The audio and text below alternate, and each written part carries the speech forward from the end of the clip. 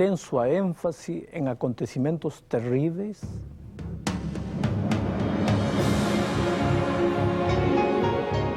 Ele permaneceu através dos tempos. O livro de Deus, a Bíblia. Indispensável em nosso mundo complexo. Está escrito, transmitindo esperança ao redor do mundo. Apresentado por Alejandro Bulhon. Hoje, as 7 últimas pragas. Para começar, vejamos o que diz Apocalipse capítulo 19, versículo 11. Vi o céu aberto e eis um cavalo branco. O seu cavaleiro se chama Fiel e Verdadeiro e julga e peleja com justiça. Aqui está Jesus voltando. Ele peleja com justiça. Veja, justiça não é dar razão a quem está errado. Justiça é dar a cada um a sua recompensa. O inocente deve ser libertado e até reivindicado. O culpado deve ir para a prisão. Essa é a verdadeira justiça. Agora, Apocalipse capítulo 19, versos 13 ao 15, diz que Jesus, por ocasião da sua segunda vinda, está vestido com um manto tinto de sangue, e o seu nome se chama Verbo de Deus.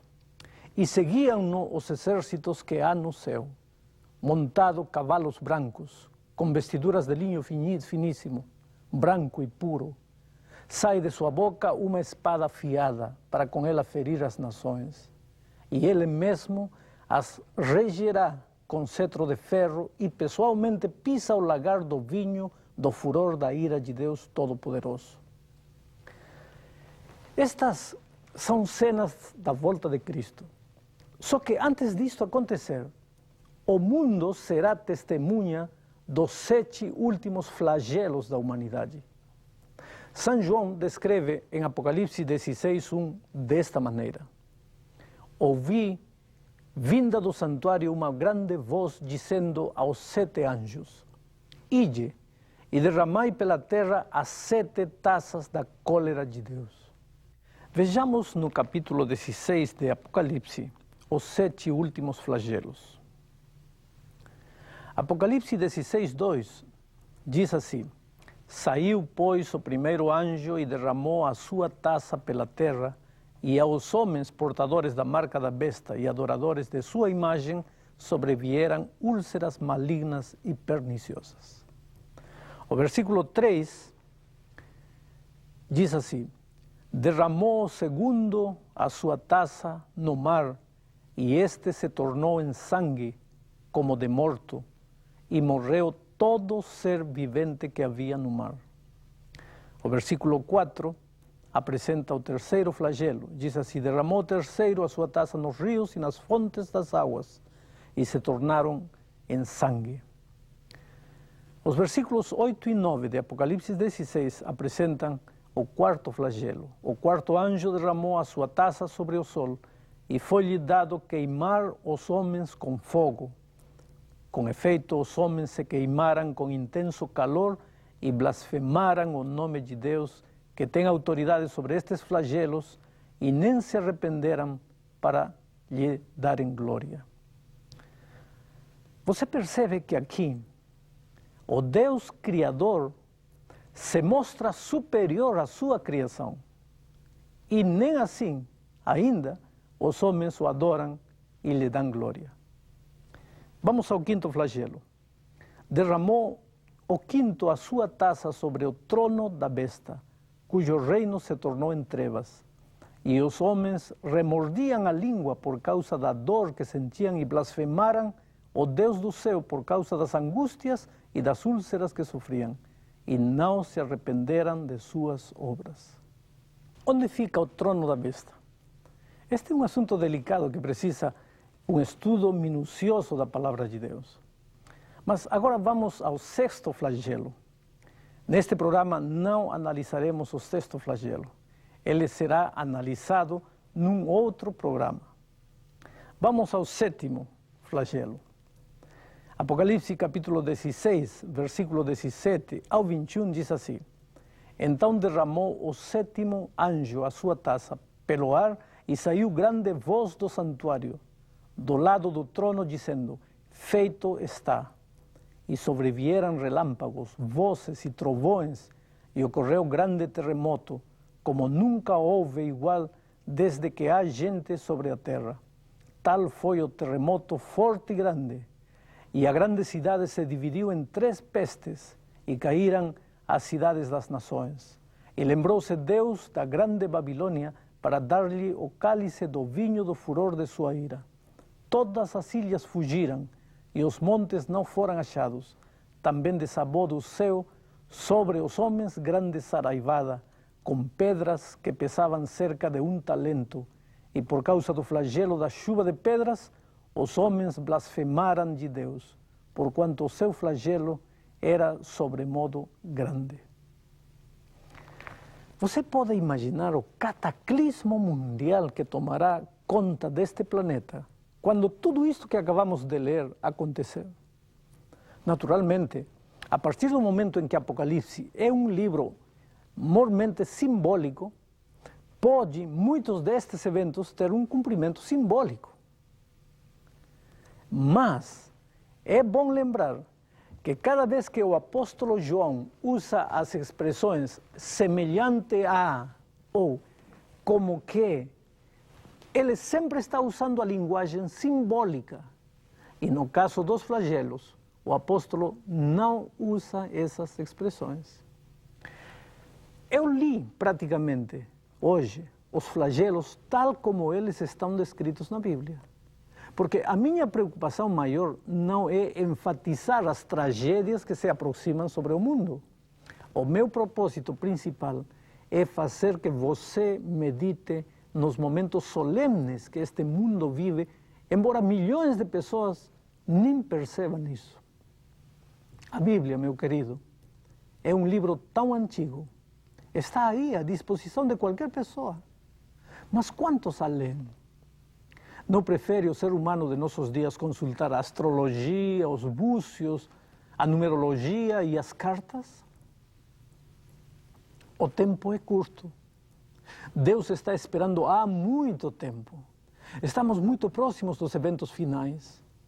São Pedro, ele diz o seguinte, na primeira epístola de Pedro, capítulo 3, versículo 9. Não retarda o Senhor a sua promessa, como alguns a julgam demorada.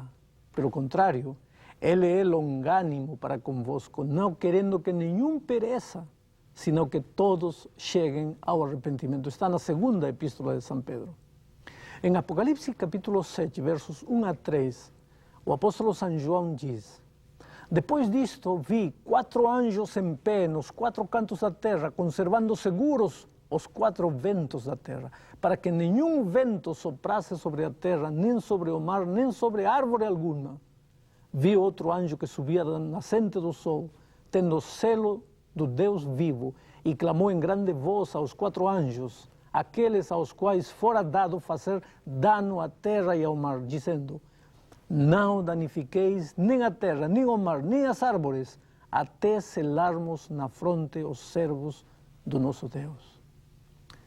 Ah, meu amigo, por que você acha que os anjos não devem soltar a destruição até que os servos de Deus tenham sido selados? É óbvio. O selo de Deus será a proteção desses filhos. Os flagelos não tocarão a vida dos selados. Lembre-se que o primeiro flagelo cai sobre os portadores da marca da besta e dos adoradores de sua imagem. Nestes dias, Deus está chamando os seus filhos. Ele quer colocar em cada ser humano o seu selo para identificá-lo e protegê-lo dos flagelos no dia em que a cólera de Deus cairá sem medida. No Velho Testamento, encontramos 2 histórias que mostram a maneira maravilhosa como a graça do Senhor alcança qualquer ser humano. Esta primeira história tem que ver com a noite em que o anjo vingador visitaria o Egito, porque Faraó não estava querendo deixar partir o povo de Israel. Aquela noite seria terrível. O anjo destruidor sairia à meia-noite, levando a morte aos primogênitos. O povo de Israel não estaria livre desta praga simplesmente porque era o povo de Deus. A ordem de Deus era a seguinte: tomarão do sangue e o passarão nos postes e nos umbrais das casas, e o sangue será o sinal. Eu verei o sangue e passarei, e não haverá em vós praga de morte quando ferir a terra do Egito. Mais uma vez, aqui encontramos a figura do Cordeiro. Sabe, desde a queda do ser humano, passando pelo Calvário, onde o sangue de Jesus foi derramado para limpar os pecados do mundo, a figura do Cordeiro destaca-se nitidamente como o personagem central das Escrituras. Não existe salvação sem sangue. Não existe graça sem Cordeiro. A segurança dos primogênitos de Israel aquela noite não estava simplesmente no fato de pertencerem ao povo de Deus. O israelita que não pintasse sua porta com o sangue do Cordeiro corria risco de vida. E hoje, querido, a nossa segurança de salvação não pode nunca estar depositada na igreja. Não é o fato de estarmos batizados e cumprirmos todas as normas da igreja que garante a nossa salvação. Não é o batismo que nos salva. Não são os cargos que temos na igreja, não é o fato de cantarmos no coral ou participarmos das atividades da igreja. A nossa única esperança de salvação está no Cordeiro. Muitos israelitas sacrificaram o Cordeiro aquele dia, mas esqueceram de pintar a porta com o sangue. Quando o anjo destruidor apareceu à meia-noite, os primogênitos dessas casas foram destruídos. Porque a simples morte do Cordeiro não tem valor se o sangue não é aplicado na experiência pessoal do cristão. É preciso acreditar no Cordeiro, mas é preciso pintar também a porta do coração com o sangue do Cordeiro. Quando os flagelos caírem sobre este mundo, muita gente se perderá acreditando na Bíblia, acreditando na igreja, na mensagem da justificação pela fé, simplesmente porque não viveu uma vida de comunhão com Cristo. Acreditar é bom, mas não basta. Conhecer a doutrina é preciso, mas não é suficiente. O sangue tem que estar aplicado de forma pessoal na experiência do cristão. Sabe, querido, o grande dia está chegando. Os céus e a terra serão estremecidos. As águas do mar não mais poderão ser contidas nos oceanos. Cristo virá e naquele dia só haverá dois grupos de pessoas. Os que com fé se aproximaram do sangue do Cordeiro e aqueles que não o fizeram. Outra história tem que ver com Jericó. Jericó era uma das cidades de Canaã que seria destruída. Já vimos quanta paciência teve Deus com aquele povo. Mais de 4 séculos passaram desde o dia em que Deus prometera a Israel que aquela terra seria sua. Mas agora tinha chegado o grande momento da entrada de Israel em Canaã. O registro bíblico narra que Josué enviou 2 espiões para examinar a terra e que o rei de Jericó descobriu a estratégia e mandou perseguir e matar os espiões de Israel. Foi ali que apareceu uma mulher chamada Raabe. Era uma pobre prostituta que vendia seu corpo na entrada da cidade. Sua vida estava destruída, seus sonhos estraçalhados. Não tinha muitas perspectivas futuras porque à medida em que envelhecesse, com toda certeza, os homens não a procurariam mais. Apesar de seu estado deplorável, ela conseguiu enxergar o momento solene que Jericó estava vivendo. O exército de Deus estava chegando, e isso significava destruição para Jericó. Mas a chegada de Deus e de seus exércitos não significa necessariamente destruição. Tudo dependeria das atitudes das pessoas. A destruição estava próxima, mas ainda não tinha chegado. Ainda era hora de responder aos apelos divinos, de entregar o coração a Deus, de adorá-lo, de andar em seus caminhos. Raabe aceitou o apelo do Espírito ao seu coração e procurou os espiões israelitas. Vejamos o que ela disse no capítulo 2 do livro de Josué, capítulo 2 de Josué, versículos 9, 10, 12 e 13. Bem sei que o Senhor vos deu esta terra e que o pavor que infundis caiu sobre nós e que todos os habitantes da terra estão desmaiados, porque temos ouvido que o Senhor secou as águas do Mar Vermelho diante de vós quando saíeis de Egito, e também que fizestes aos 2 reis dos amorreus, Seom e Og, e que estavam além do Jordão, os quais destruíste. Agora, pois, jurai-me, vos peço, pelo Senhor, que assim como usei de misericórdia convosco, também dela usareis para com a casa de meu pai, e que me dareis um sinal certo de que conservareis a minha vida, a meu pai e a minha mãe, como também aos meus irmãos e minhas irmãs, com tudo que tem, e de que livrareis a nossa vida da morte.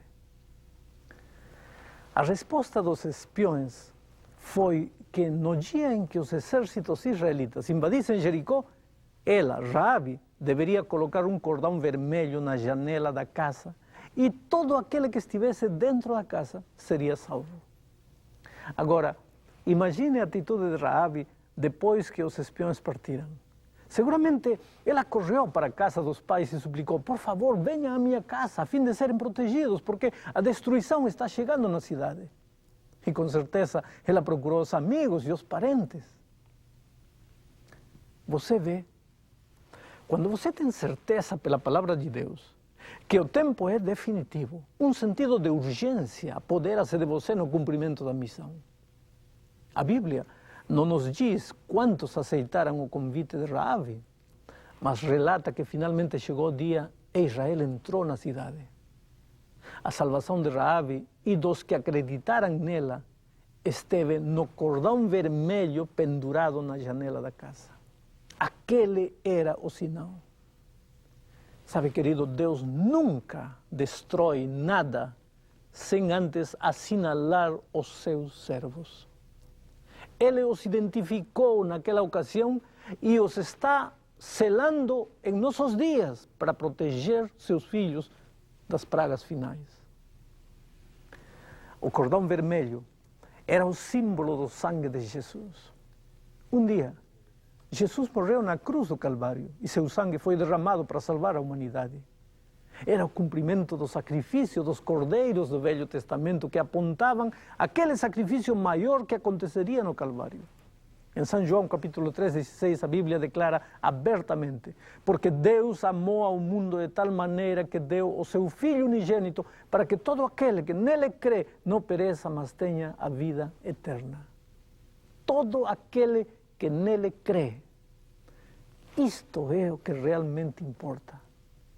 Você pode ter vivido a vida toda longe de Jesus, mas se neste momento abrir o coração e crer, o Senhor Jesus o aceitará com certeza. Não há passado que Ele não possa perdoar. Não existe vida que Ele não possa transformar. Olha, Raabe era uma prostituta rejeitada pela sociedade, mas acreditou e foi assinalada para ser protegida no dia da adversidade. Este é o dia. Se ouvirdes hoje sua voz, não endureçais vosso coração, é o convite divino. E a minha pergunta para você é: qual será a sua resposta?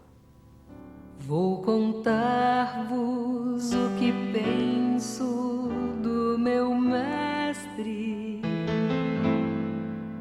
como dele recebi a luz e a paz. Ele mudou-me, eu bem sei, completamente, como Cristo nenhum satisfaz. Sempre cuidará de mim, meu mestre, com desvelo e compaixão sem fim. Nenhum outro tira a culpa do pecado. Oh, como Ele ama-me.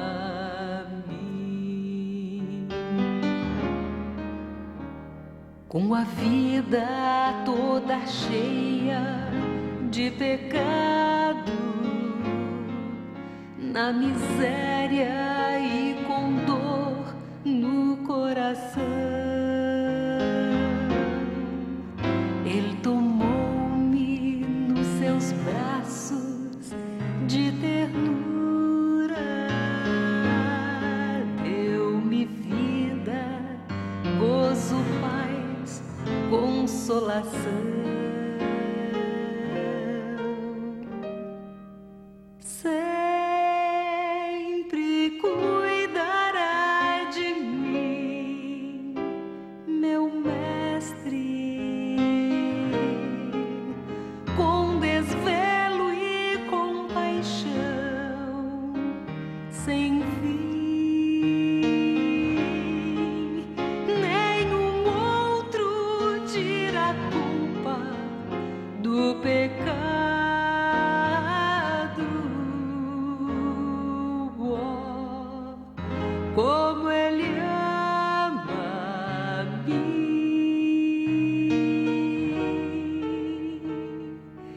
Oh, como Ele ama-me.